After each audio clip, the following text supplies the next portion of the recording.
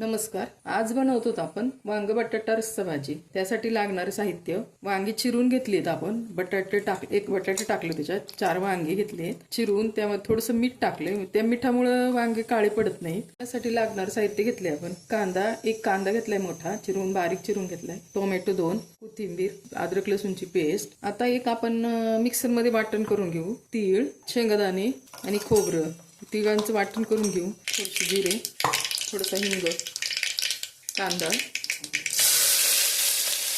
छान परतून घ्यायचा.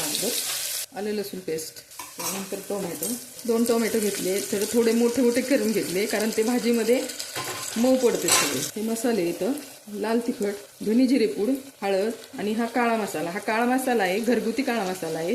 तुम्हाला जर याची लिंक पाहिजे असेल, ज्योती सोनटक्केस किचनला लाईक, फॉलो, सबस्क्राईब करा. तुम्हाला त्याच्यात ते माझी लिंक तुम्हाला मिळून जाईल, तुम्ही बघा.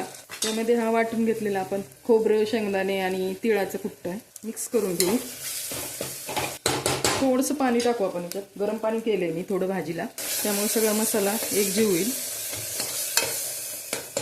थोडंसं मसाल्याला तेल सुटू द्यायचं.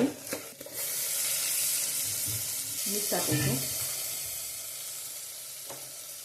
गरम पाणी सोडायचं. गरम पाण्यामुळे भाजीला चांगली तर्री येते. थोडी कोथिंबीर टाकू.